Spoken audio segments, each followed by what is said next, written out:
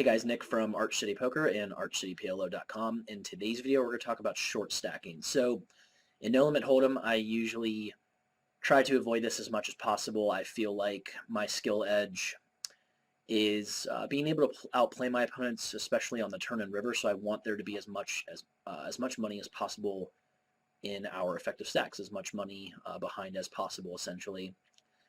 In PLO, I've actually been experimenting with short stacking because I find that most opponents, most populations, they don't know how to properly play against a short stack. They do not understand how they're supposed to commit in lower stack to pot ratio situations. So again, if you're not familiar with the term SPR, stack to pot ratio, it's essentially how much money is left behind divided by what's in the pot. And the lower the stack to pot ratio, the wider that you're going to be able to commit in theory. But it's interesting because a lot of players don't really understand that, and that even pertains to live low stakes no limit games where, a lot of you guys, you might be beginning players, you might feel a little bit uncomfortable playing post flop, and if you want to, for now, try to avoid putting yourselves in spots that you can't succeed in, and that's usually going to be on the turn and on the river when there's still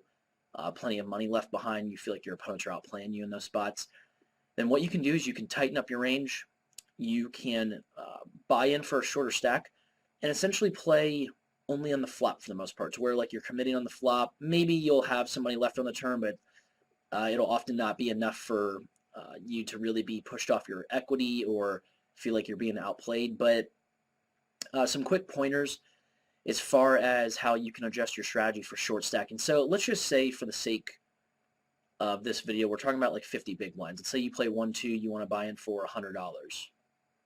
What you need to do is you need to understand that most of the scenarios that you put yourself in post flop are going to be really low stack to pot ratio situations. So, let's say you raise to $10 and you get 2 callers and the pot's $30 and you only have 90 left. The SPR is only 3 at that point. With an SPR that low, you're going to be able to commit on almost every flop pretty much with your overpairs, your top pairs, and top pair, top kicker, top pair, even like second kicker, sometimes even beyond that if your opponents are, call stations, they're willing to call with a lot of hands that are worse.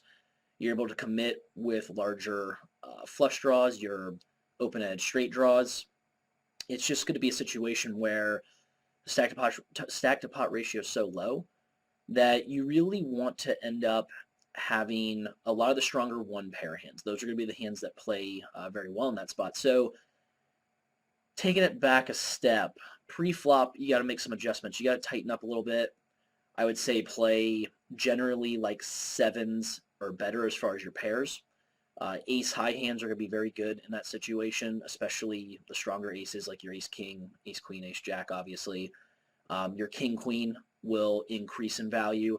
The hands that you want to avoid, a lot of the hands that I see players playing in short stack situations are really the speculative ones. Pocket 4s, pocket 3s, pocket deuces, these hands that you want to set mine with.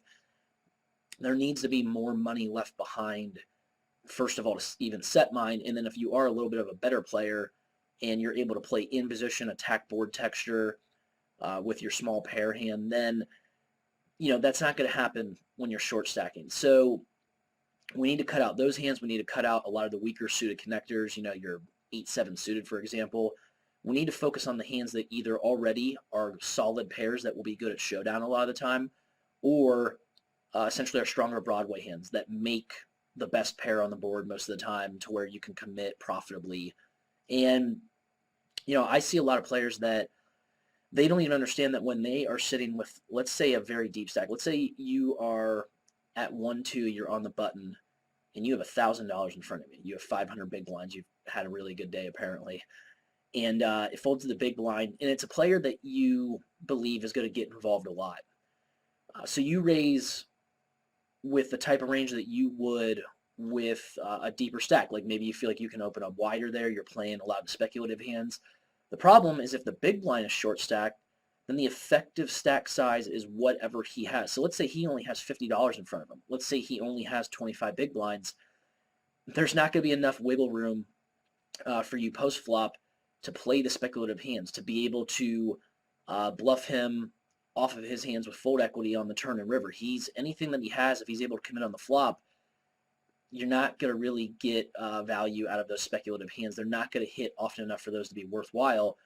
So you need to adjust your range to where you're playing like a 25 big blind stack in front of yourself in that spot. And that's one of the biggest mistakes I see players make, is that situation there where they don't account for the effective stack size no matter, how much money that they have in front of them.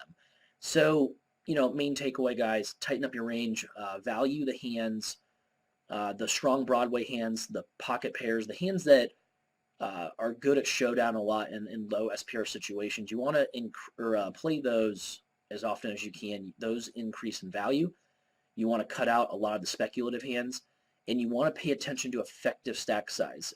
Essentially, whoever's in the pot, the shallowest stack, that's the effective stack size. That's essentially the stack that you're playing in front of yourself as well.